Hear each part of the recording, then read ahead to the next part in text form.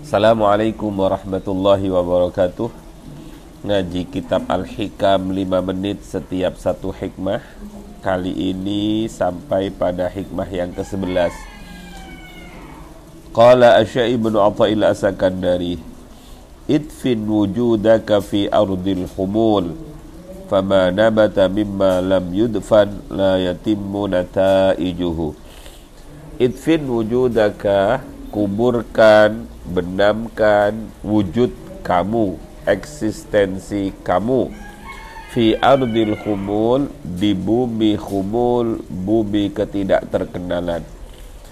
Fama nabata mimma lam yudfan, karena semua pohon yang tumbuh di atas bumi tapi tidak ditanam ke dasar bumi, la yatimmu nataijuhu, maka tidak sempurna, tidak akan maksimal nataijuhu, buahnya, hasilnya. Hikmah ini mengajarkan kepada kita bahwa ada orang yang dalam hidup itu senang syuhroh, senang terkenal, senang viral. Tapi ada orang yang dalam hidup ini, dan mereka rata-rata adalah waliyum min awliyaillah, para wali-walinya Allah itu justru mereka merahasiakan dirinya dalam bumi ketidakterkenalan, yang dalam bahasa hikam adalah humul. Saya awali perumpamaan yang ditulis oleh Syekh Ibnu Athaillah ini seperti kehidupan kita sehari-hari. Kita melihat pohon, ada pohon mangga, ada pohon rambutan, ada pohon-pohon yang lain. Itu pohon itu akan kuat kalau pohon itu akarnya menancap ke dasar bumi. Tapi pohon yang tumbuh begitu saja di atas bumi, tidak menancap ke dasar bumi, maka kualitas pohon itu saja mudah tumbang. Yang kedua, buahnya tidak akan bagus. Ini sama persis seperti kisah ketika Rasulullah bertanya kepada para sahabat-sahabatnya, wahai sahabat-sahabatku, seorang mukmin yang hebat itu seperti pohon. Pohon apakah itu? Semua sahabat terdiam. Sayyidina Abu Bakar tidak menjawab, Sayyidina Umar tidak menjawab, Sayyidina Utsman, Sayyidina Ali tidak menjawab. Abdullah bin Umar sebenarnya paham tentang pohon itu, tapi beliau tidak berani menjawab karena orang-orang hebat sama-sama tidak menjawab. Kemudian Kanjeng Nabi bertanya, ayo siapa yang tahu? Sahabat-sahabat mengatakan, Allah wa rasuluhu a'lam, Allah dan Rasulnya yang paling paham. Kemudian Rasulullah mengatakan bahwa pohon yang seperti orang mukmin hebat itu adalah pohon kurma. Kenapa pohon kurma itu disebut pohon yang hebat? Karena pohon kurma itu memiliki keistimewaan sebagaimana yang disampaikan dalam Al-Quran. Kasyajaratin thayyibah asluha sabit wa far'uha fis sama tu'ti ukulaha kullahinin bi'idni rabbiha. Asluha sabit, akarnya menancap ke dasar bumi. Jadi kualitas pohon itu tergantung kualitas akar. Yang kedua, pohon kurma itu far'uha fis sama, cabang-cabangnya menjulur ke atas langit. Dan yang ketiga, kehebatan pohon kurma itu adalah tu'ti ukulaha kullahinin bi'idni rabbiha. Dia bisa memberikan manfaat kepada manusia kullahinin, sepanjang masa. Jadi mukmin yang hebat itu satu, pohon yang bagus itu satu, akarnya menancap ke dasar bumi, dahan-dahannya rindang menjulang ke atas langit, dan dia berbuah setiap waktu. Itulah pohon kurma, yang kalau di Indonesia adalah pohon kelapa. Jadi dalam bahasa syarahnya, idfin itu adalah membenamkan amal ibadah, tidak memperlihatkan amal ibadah. Tidak memperlihatkan itu artinya adalah tidak ditampakkan. Wah, ini gak enak, ngajinya di syuting. Ini kan berarti menampakkan. Tidak ditampakkan, tidak diceritakan. Mudah-mudahan kita terhindar dari keinginan syuhrah, hubbus syuhrah, ingin terkenal, ingin viral.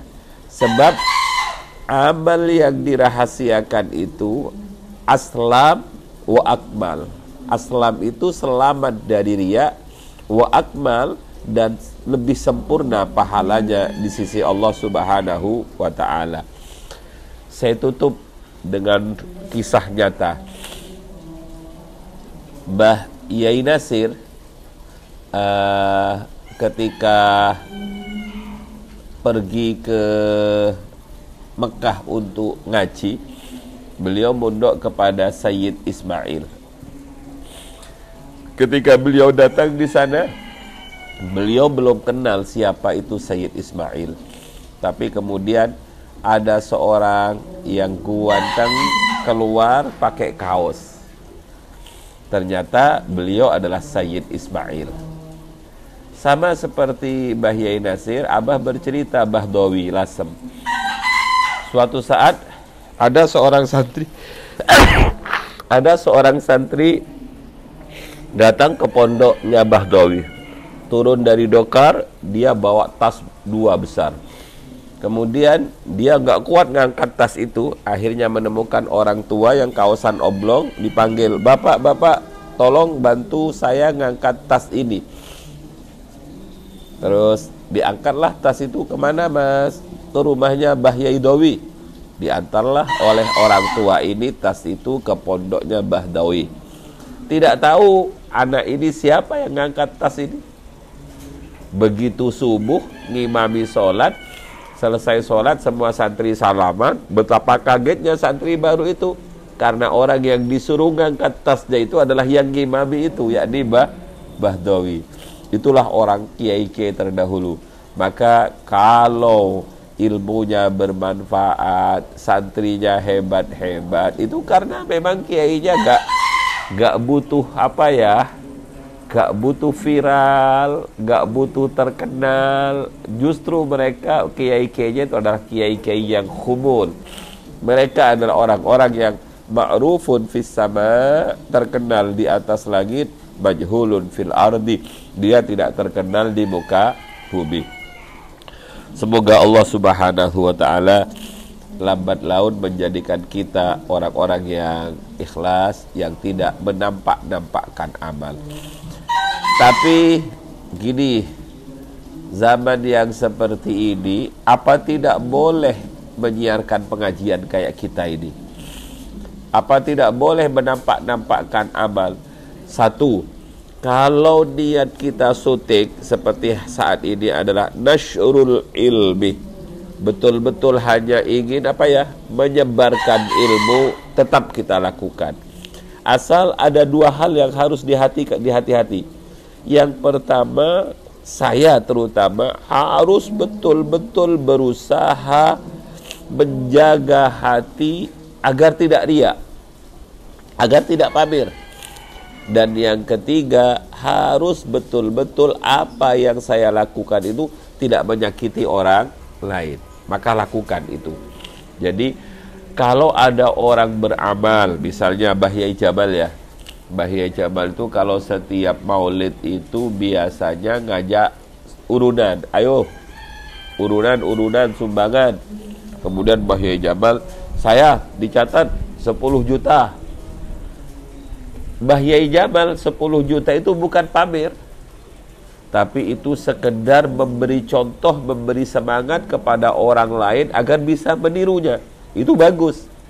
Karena Mbah Yai Jamal insya Allah sudah bisa menata hatinya untuk tidak pamer. Yang kedua, apa yang dilakukan oleh Mbah Yai Jamal itu pasti selamat dari yang dinamakan ida. Ida itu menyakiti orang lain. Saya kira itu yang bisa kita sampaikan pada kesempatan kali ini. Ayo anak-anak, tidak terlalu penting viral itu, sebab sesuatu yang viral itu mengkhawatirkan. Satu, mengkhawatirkan terkena penyakit yang disebut ujub, riya, dan sum'ah.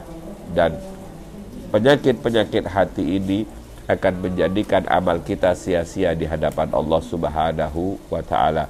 Karenanya membenamkan amal agar tidak kelihatan oleh orang lain, itu bahasa hikamnya adalah aslam wa akmal, lebih selamat dan lebih sempurna. Wallahu a'lam bishawab. Assalamualaikum warahmatullahi wabarakatuh.